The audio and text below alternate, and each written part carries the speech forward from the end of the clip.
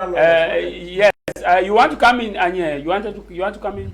Yeah, I want to come in. I mean, I've listened to some of what Mr. Nick said, and Mr. Innocent and all of that.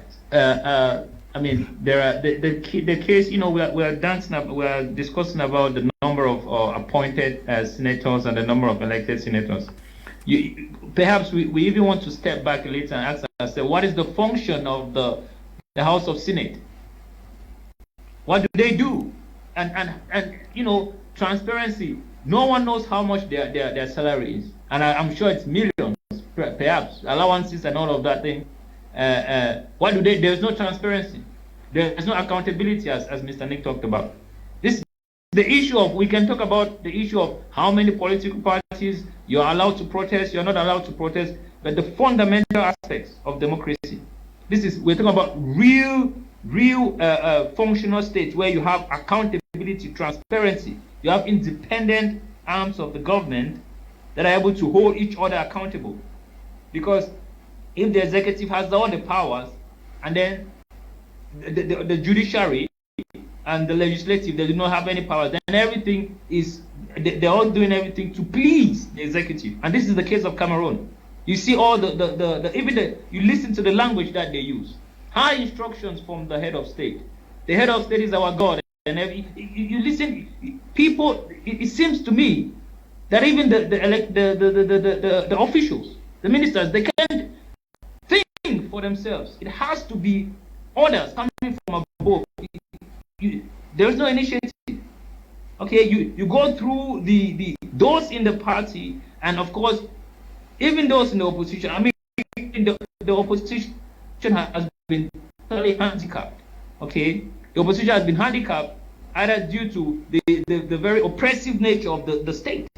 Because the state, you look at Cameroon as a state. If you want to understand the structure of Cameroon, you have to go back and understand how the French governed La République du Cameroon. You have to sort of understand the Jacobin system that was used in France, where everything power emanates from the top. It's a very rigid hierarchical structure where orders must only come from the top. There is no initiative at the bottom. So if you want to even get some more understanding, you want to take the civil law and the common law system, which is related to the British, and the civil law related to the French, and you see how they operate. Where you have bottom up, where innovations and ideas, and in the common law, ideas, innovations are emanating from the people themselves, and in the civil law, everything is emanating from the top. I think it was the brother of King Louis who said, "L'État c'est moi." I think it was challenged on something. I don't know what happened. He said, "Yeah, he is the state in France there." So it's this kind of it's stuff that, and that cannot be any democracy where we can say there is participation from the people. Laws are being made that would impact development. Because in the end, we're looking for economic development.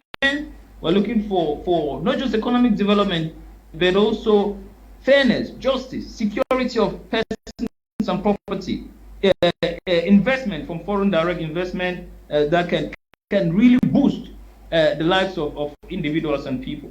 So this is not just about ideology's sake. It's what would work the case where you have economic growth, you have people knowing that they are part of the system, that they're being included. So a politics of inclusion rather than a politics of exclusion. We want people into the system and not exclude people from the system. And so when you have a clientelism system where it is like the incentive, the incentive to be in power is how much praise you sing to the president. It's how much hand clapping that you sing to the president. Not about the innovative thinking.